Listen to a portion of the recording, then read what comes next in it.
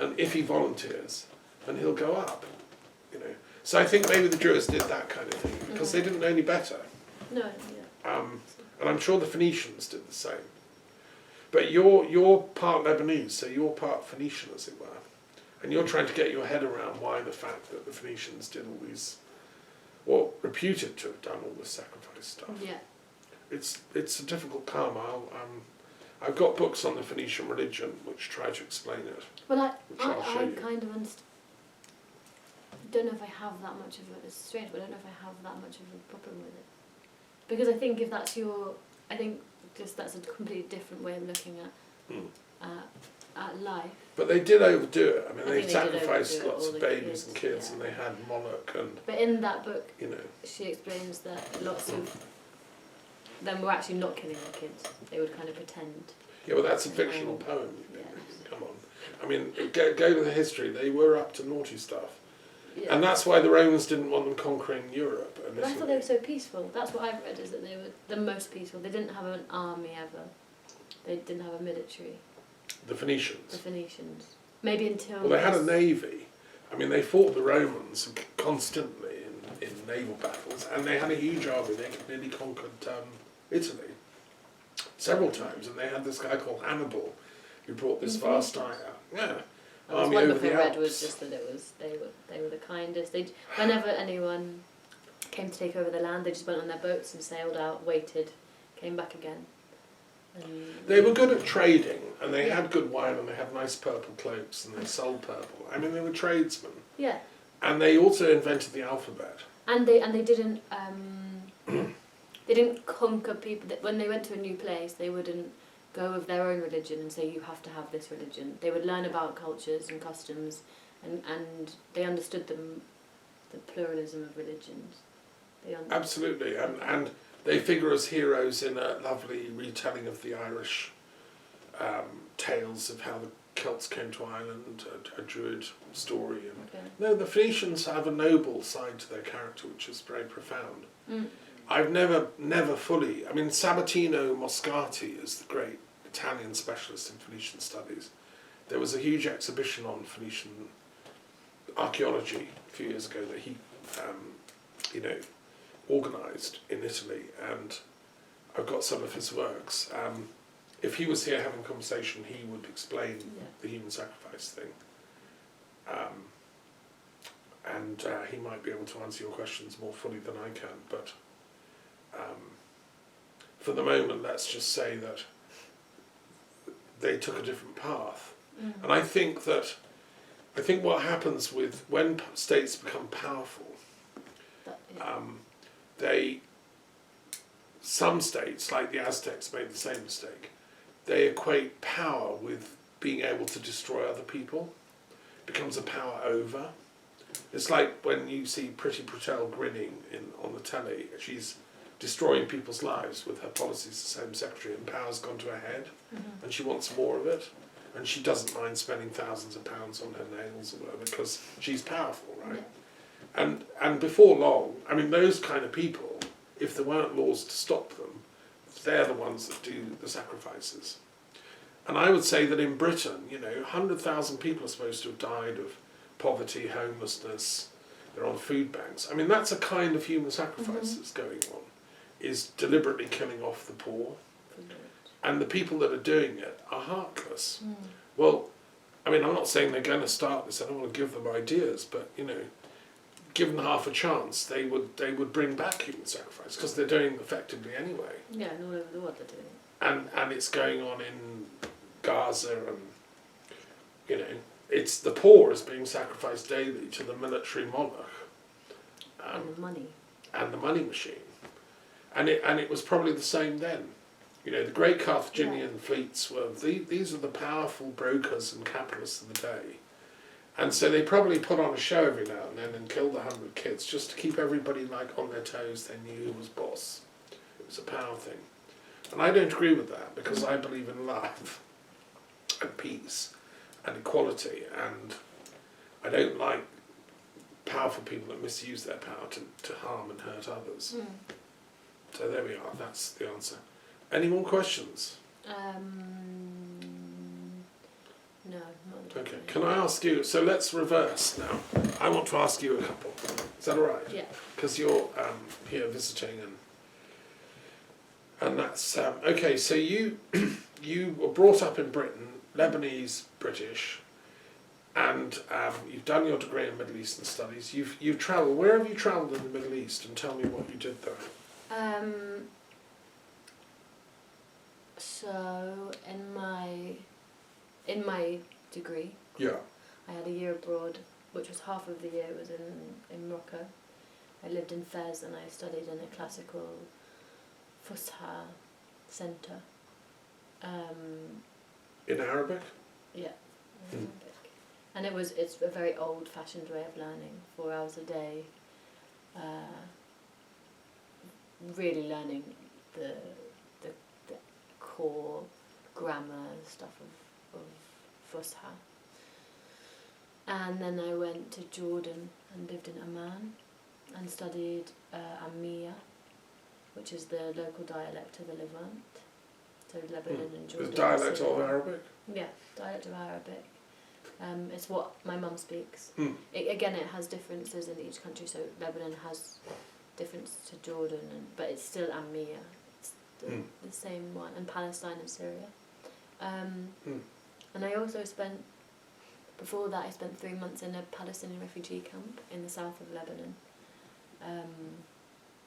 volunteering as a teacher there.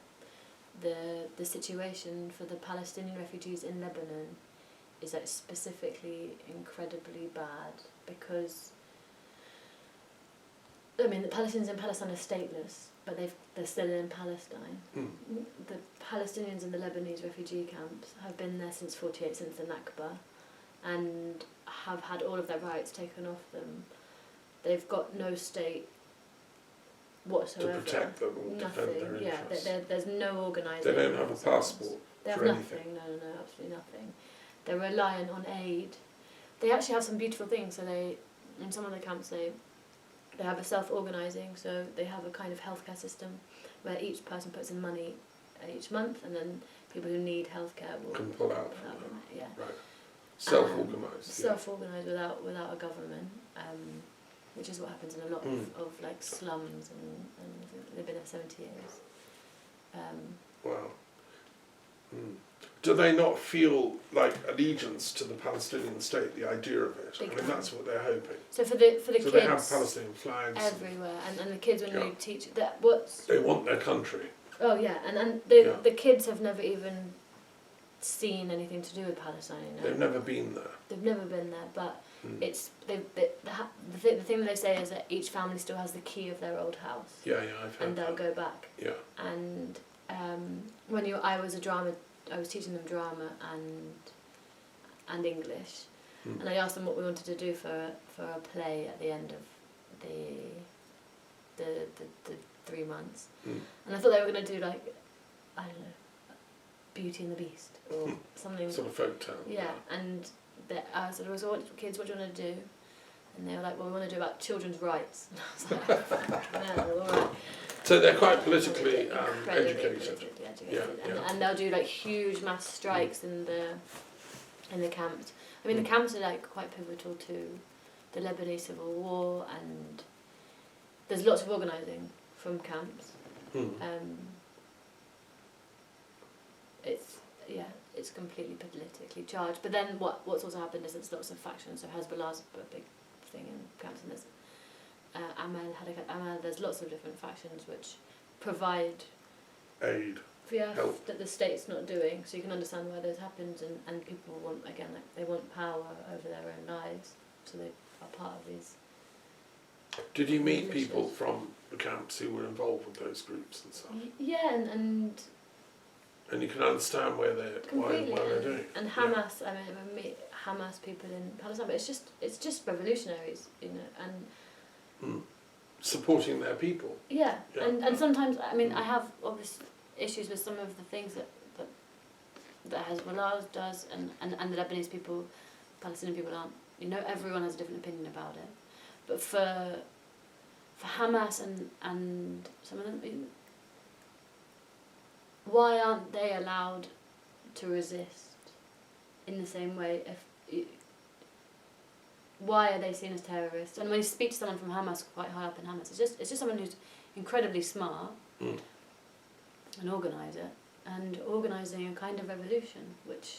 Or trying to. Yeah, trying to. And you can't blame people. Yeah, I mean, it's sort of ironic, isn't it? The Americans were entitled to organise their revolution in 1776 and all that, and attack the terrible British. Yeah.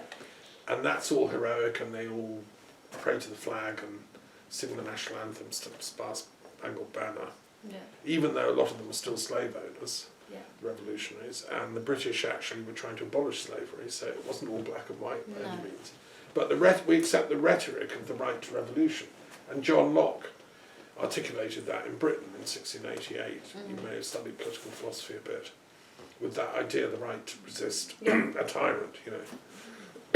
But the minute that's applied to, you know, the other, then it's unmentionable. And there's also massive movements, which is ironic, you know. Non-violence. There is a non-violence There's a movement in massive Palestine. movement of non-violence. I think people are well aware that their violence hasn't worked. Well, you know, Israel is a superpower in the region, and it has nuclear weapons and a tremendous secret service, and no, violence can't work. Only discussion and politics and diplomacy can work. I was involved with a group in London doing, you know, Arab, European, Jewish Arab dialogue, and it was one of the groups that helped lead to the Oslo agreements. But that's all sadly gone.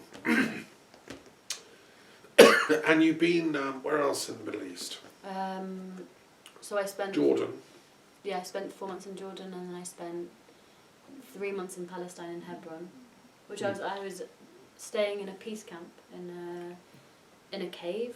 We were excavating a cave that had been taken by the Israelis 20 years earlier. So it was a Bedouin village in the South Hebron Hills, and in the West Bank. In the West Bank, yeah. And it was organised by a big cohort of American Jews, and also Palestinian activists and Israeli activists who were pro-Palestinian.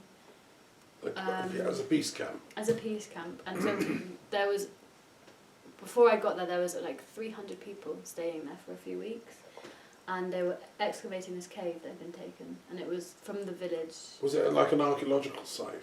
No, it used to be people's homes. People used to live there, or used to use them for the sheep, or it was just at the end of the village, and people used to have caves down there. So we were taking it back, and we were going to use it as a community centre for the village. Right. And did you? Yeah, we did, and I stayed there for a month. I was volunteering with an organisation called ISM, which is the International Solidarity Movement that was made for Palestine, to have internationals to come there and bear witness to what's going on. So they kind of call us up when there's something bad, and you come along and you film it, you stand in the way, and it's solidarity. Yeah, I think I've heard of that, yeah. They're really Similar nice, things. very nice. And you went as part of that ISM thing?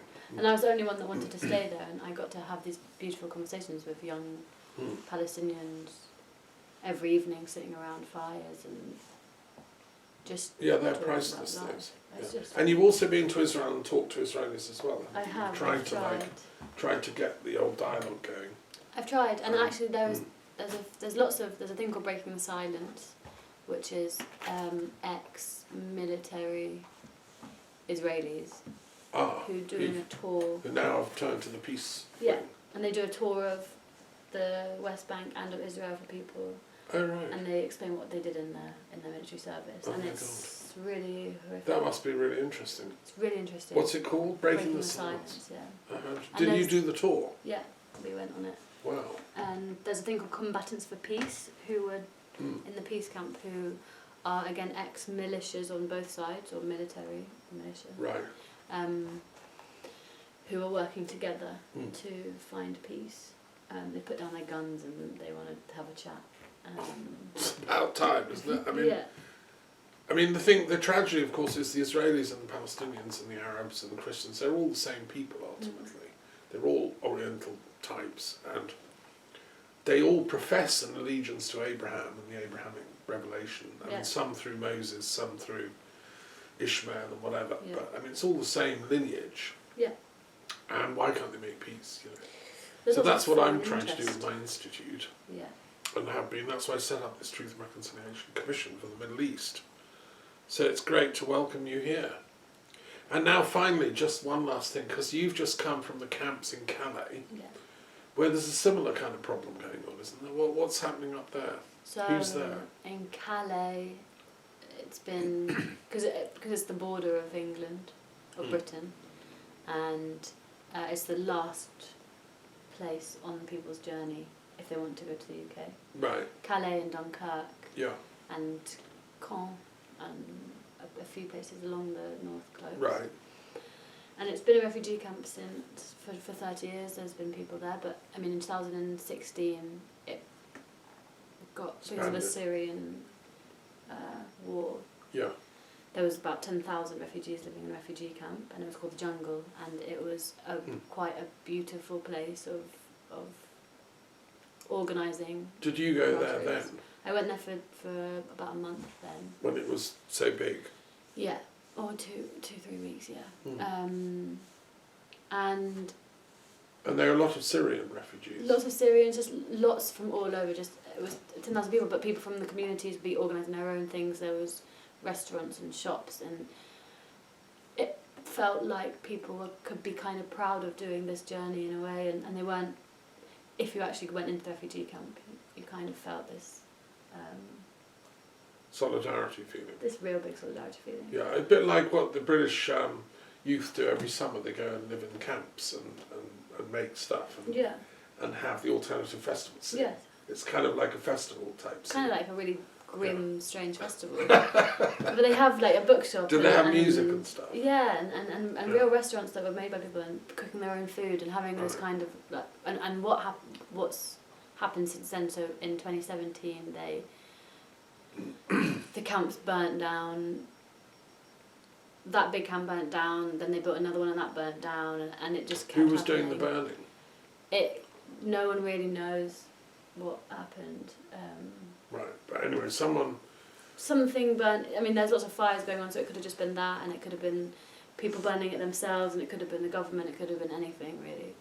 So nobody don't knew. know what. And now there's only, 1,000 left in There was that camp? only in 1,000 Calais. people, but they live. Still quite a lot. Yeah, there's still a lot, and it goes up and down. It can go up to 4,000 Mm. over Dunkirk and Calais, or 2,000-3,000. But they don't have any. So every other day they're evicted from the sites. So every Really? other day the police come, Right. the gendarme and the CRS.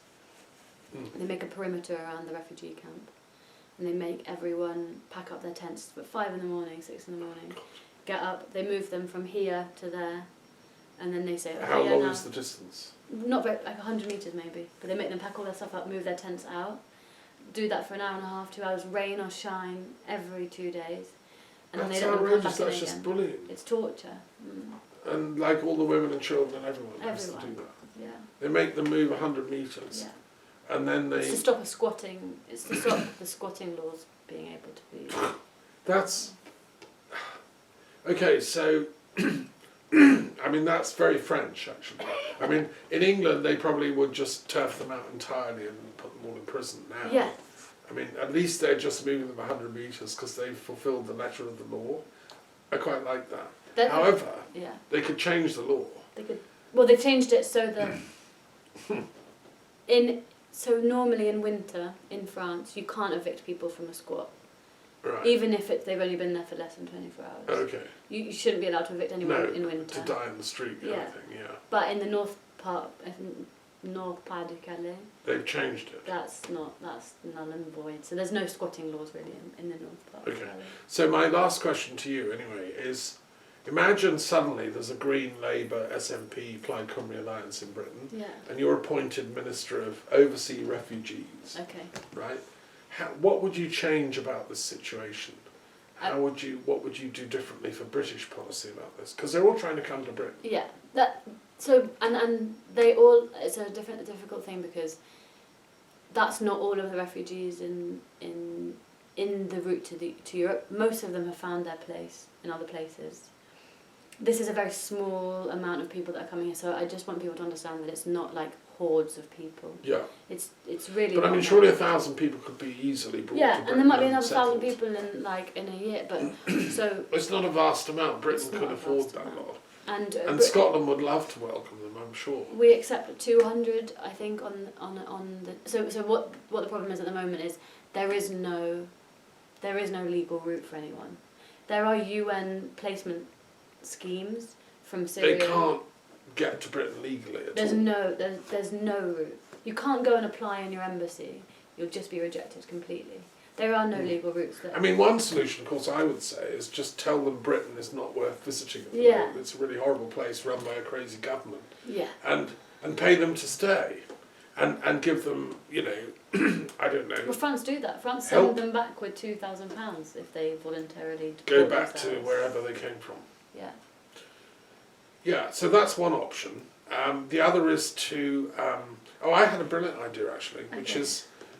okay, so if they've come from war-torn regions like Syria, Lebanon Civil War, or Afghanistan, or whatever, how about the European Union creates a peace mission and trains these people as peace workers, mediators, sends them back to their own country with funding, infrastructure, training ability, and turns them into a peace corps, because nobody has a better motivation, surely, than those people who've had to flee these horrors. So I think there's also like what's wrong with that idea? There's nothing wrong with it, but there's a nuance that needs to be understood of. We're allowed to go and get a better life as an English person. I'm allowed to go wherever I want in the world, go to Australia and live it up and earn a lot of money, and I do that. I'm not an economic migrant, but essentially I am. I moved to Paris when I was younger because it was easy to be an au pair and I like it. I want to learn a language and be different. Why is it that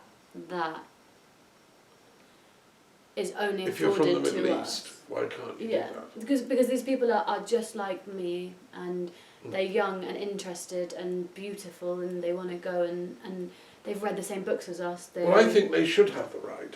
I believe in, I mean, I would like to see people like that to be mobile. That's why I support the EU, because at least in the European Union we have freedom of movement.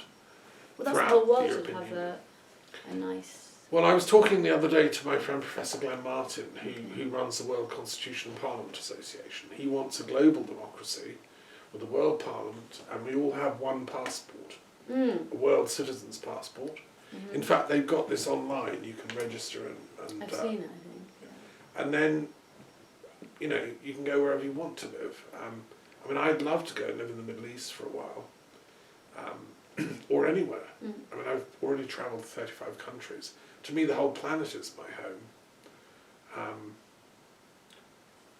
Why can't other people have the same rights? Well, that's and, if there was a universal citizen's income, that would really help it. That, if we can de-escalate the military spending, which is like $1 trillion a year or whatever, all that money could go to a universal income scheme for the planet to pay them to be peaceful. So that would pay the peace workers in countries where they're still arguing about which branch of Islam or Christianity or Judaism is the true way. Yeah, but it's hard. It's pay for education. It's kind of hardly ever that's the issue. It's so much more politics and... Which is just egotics, we can call it. Yeah, I mean, I did my meetings in the House of Lords and I've looked into political science, and I know it's... I don't know if you know this, but I proposed a bill in Parliament that MPs should all have to tell the truth. And if they're caught lying, they get sacked. But they do, they're meant to do the oath, aren't they? Well, yeah, but that's different. That's only a gentleman's agreement. There's no actual law, if they lie, that they get sacked. And I'm just saying we tighten the screws and they get sacked. So that's one of the things I'm hoping when a reforming government gets into power. That's the first bill they'll pass. Right, well, okay. I think we've had a good chat. Lovely to talk to you. Thank you. Thanks for coming here from, your interesting and busy life. And it's been great to have your help. And we're going to save the world. Here, have my sheet. Right.